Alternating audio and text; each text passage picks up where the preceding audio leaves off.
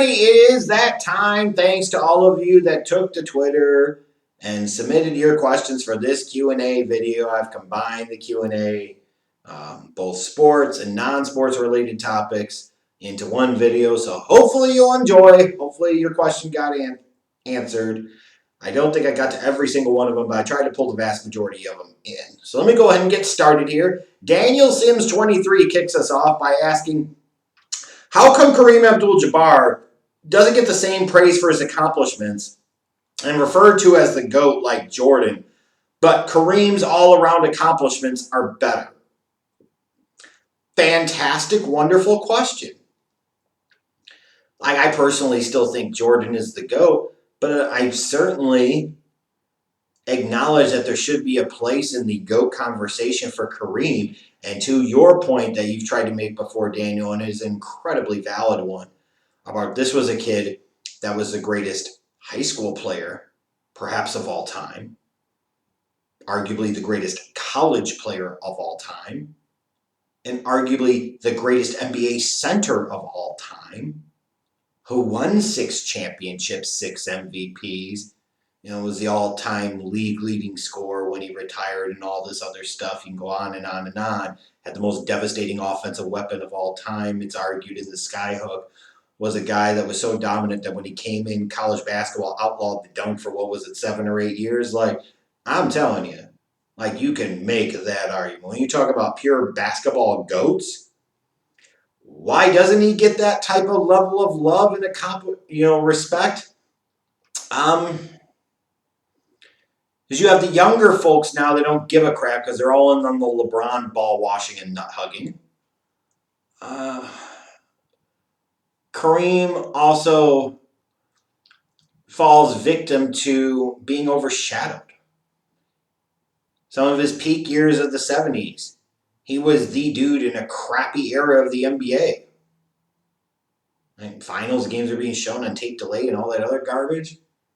And then in the 80s, the Showtime Lakers were Magic's Lakers. Kareem was the captain. He was that dude, but as the decade went along, it continued to progress more and more into being the Magic show. And I think that's part of the reason. There certainly is an element there of, based off of, the name change that he undertook early in his career with his conversion to becoming a believer in practicing Muslim, following Islam. There's certainly a lot of that, I think, is attributed to the media, where there was a very cold and kind of shaky relationship over the years. Some the fault of Kareem, and a lot of it not. He was a powerful, confident black man that could be threatening to a lot of white national media. So I think all of that plays into account. There's no question about that. If somebody wants to tell me they think Kareem Abdul-Jabbar is the GOAT, I am certainly more open to entertaining that discussion, because I think there absolutely is more legs to stand on there than there is with LeBron James compared to, let's say, Jordan. I absolutely do. So, question, because it's a really good one.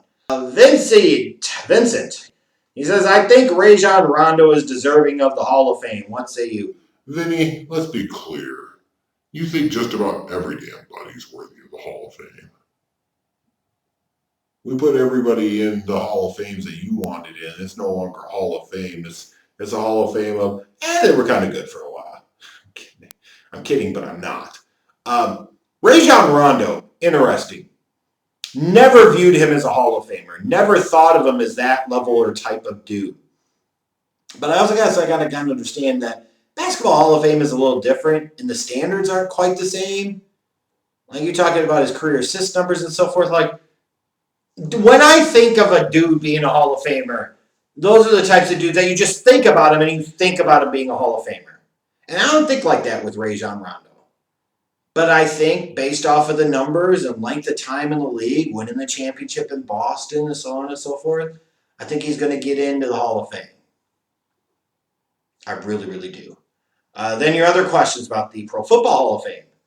Do you think Pudge, Heffelfinger, Charles Follis, and Ralph Hay are deserving of the Pro Football Hall of Fame? Ralph Hay, yes, absolutely. You could argue there's no league without Ralph Hay. Charles Follis, First black professional football player? Yes. Trailblazer, ahead of his time. Sadly forgotten. Pudge Heffelfinger, you know, the first ever professional football player. He's in the College Football Hall of Fame. I'm kind of cool with him staying there, realistically. The other two I would certainly have more passion around putting in. Dave asks, if Mitch Trubisky has a really good season, should the Bears franchise him? No, they will. Or they'll give him some type of Bortles extension, but with more money and more years. Oh, God, I just shudder to think what's going to happen. Chad Nash, do you think the Bears' offensive line coach will improve that unit based off of what we saw in week one? The early returns were promising. Joseph Moran, who is the best Memphis Grizzly of all time. Best Memphis Grizzly of all time. I just want to say the name because it's so much fun. Sharif Abdul-Rahim. But you're going to say, no, I'm talking about Memphis. I don't give a crap. Grizzlies are Grizzlies. I want to go just because I want to say Sharif Abdul-Rahim. AJ, the Hype God 2.0.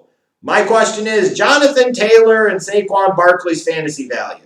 I hate that the Colts are not giving the Taylor all the touches, and Barkley has no run support. Should I trade Barkley? Man, your question's all over the place, AJ.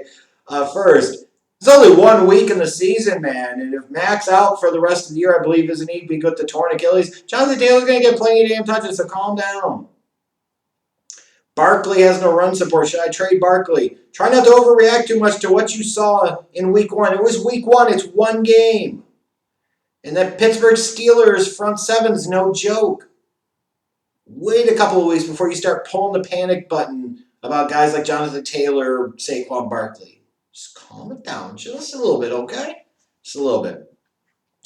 Keys 10. Is it evident Josh Allen was QB1 in the 2018 draft? No, because that's Lamar Jackson. And that's not really close, is it? Is that even close? Josh Allen's QB2.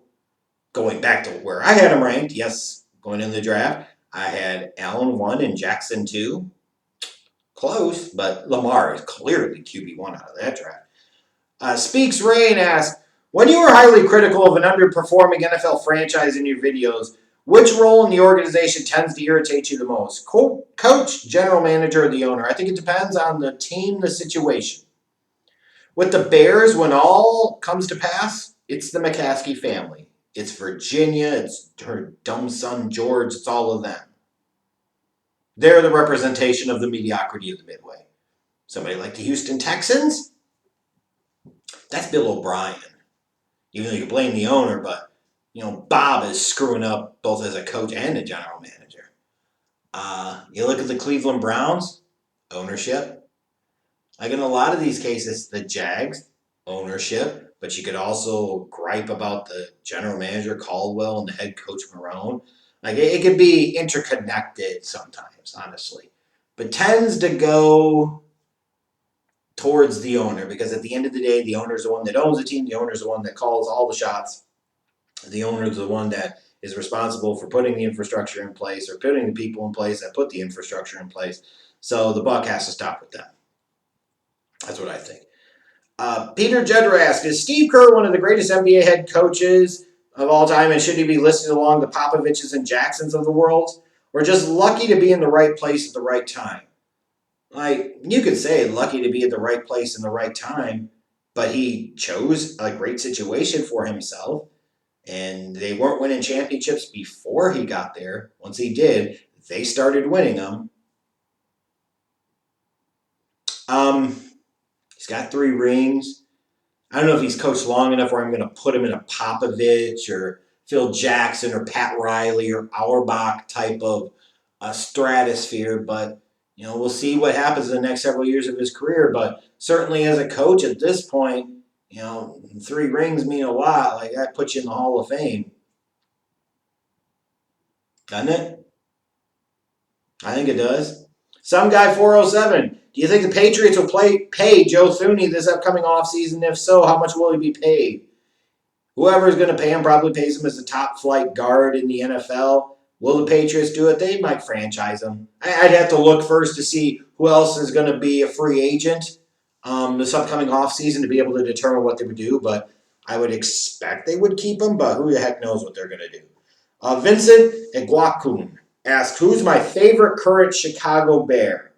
Favorite current Chicago Bear would probably still have to be Khalil Mack, wouldn't it? Yeah, I think on the defensive side of the ball, it's Khalil Mack. Offensive side of the ball, it's wide receiver 1, Anthony Miller. Those would be my dudes right now. Braden Smith, are you or have you ever been interested in NASCAR? If so, did you ever have a favorite driver? I kind of got into it over the quarantine, and now I hate myself. Growing up as a kid, it was the Intimidator. I didn't watch NASCAR a ton, but if it would come on, I'd watch it sometimes. But admittedly, raging Dale Earnhardt Mark, and then that transferred over to his son. So from senior to junior, that's what it is. You hate yourself because you watch NASCAR. Then you also asked, what do you agree with Democrats and Republicans the most on, respectively? More than I could really touch on in this video, because there's lots of layers and lots of context to that.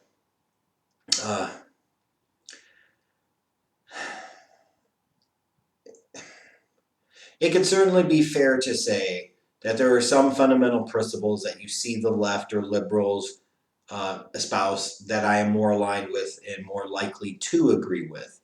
Although with some of those situations, I think there's a level of idealism versus reality. There's also a stubbornness of, is the only way, and that doesn't necessarily have to be the case. And sometimes you have to compromise. You got to hodgepodge things together.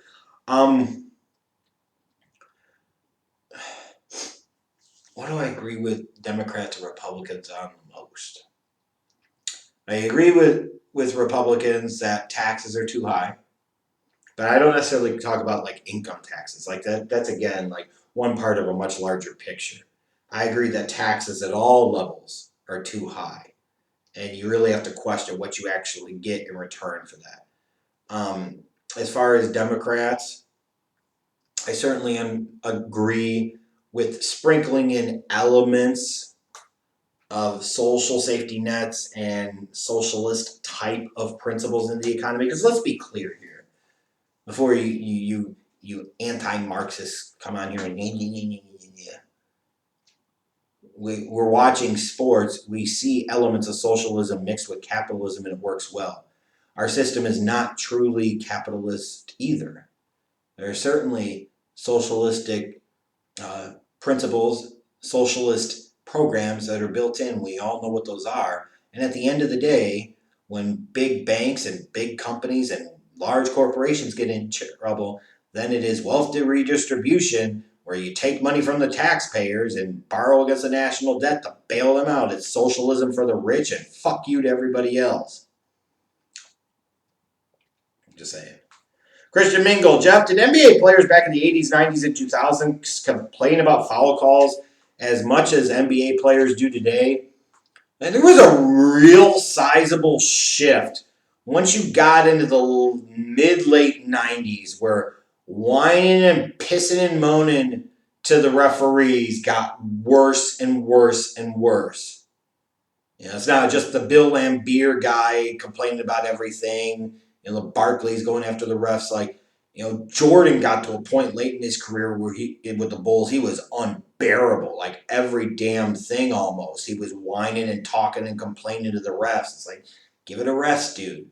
And it certainly did not get any better. So in terms of the past 20 to 25 years, maybe it's gotten a little worse. Like it's really out of hand. I would agree with that. And I wish they would call more techs to kind of cut that crap out. That said, it is not a brand new phenomenon or a brand new problem or something that they didn't do at all in the 80s or 90s. That's certainly not true. Stephen Hilton, your thoughts on Joe Burrow's first 2 games of his NFL career? He's hung in tough. Tried to put his team in the best positions he possibly could. The reality is the Bengals stink. They're going to have a long year. And I have concerns about Joe Burrow's true upside because he does have a bit of a noodle arm. He just does. He has quite serious physical limitations when it comes to his arm. It does not mean that he cannot be a good NFL starting quarterback. That does not mean he cannot be a very good NFL starting quarterback. That does not mean that he can't be a franchise level starting quarterback. But the throws he got away with at LSU, he can't get away with as consistently in the NFL. When you really need him to whip the ball and zip the ball in there, he just can't. So many things have got to get a lot of air on them. They float. You're talking about stretching the field in the NFL. You can only throw it but so early, and throw it ahead of your receiver's breaks so much. Like, he's going to run into some problems at times. So you're going to have to customize an offense around him that minimizes some of the risk exposure there, which could potentially make it easier for some smart defenses and defensive coordinators game plan against him. But I think he's a really good prospect. When I see somebody like Jim Roman tweeted, he's the most pro-ready prospect he's ever seen. Like, dude, no the hell he wasn't. Because if Tua doesn't hurt the hip, you got a lot of people probably saying that Tua would have been the top quarterback. How the hell was Joe Burrow the most pro-ready prospect that you've ever seen? Compared to Elway? Compared to even Andrew Luck? And certainly compared to Peyton Manning? Are you kidding me? Ugh, whatever. Interesting, but I think if you're a Bengals fan, you see signs of promise and also what current reality is. Groovy Woody, when do you think Justin Herbert will take over as the Chargers QB? Can't be soon enough. I don't know what the hell they're waiting for. What difference is it going to make in terms of a bad sense? If anything, it's going to be good. So just go ahead and do it already. Seriously. Dane the Funky Homo Sapien asked, can unions and unionizing revive the American dream? Why would we need unions to do that? Now, maybe it's just me because I've been a member of a couple of unions over the years, and I hate unions. I really do. I think they're an antiquated dinosaur philosophy. Like, no, I don't like them. I don't like typically the people that are involved with them. I don't like the fact of, don't trust the corporation. They're evil. Give us your money, and then we'll fight for you, even though we really don't. Like, if unions are so star-spangled awesome, how come we hear so much griping, moaning, pissing, and bitching, legitimately so, about how teachers don't get paid dick? Because they don't.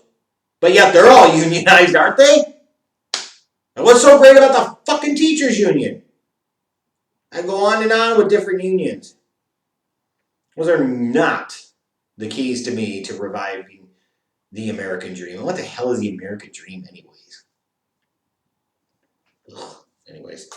And then the last question is, so I'm assuming you're monetized based on the ads I get. Good call. Watching your videos. And I want to know when you're going to upgrade the setup. I love you as a person, as a sports guy, but I think the lack of quality drives people away because it can be off-putting. Well, certainly acknowledge that. Certainly agree with that. I guess crazy, too, because do I have them around here? It's somewhere around here. I actually bought...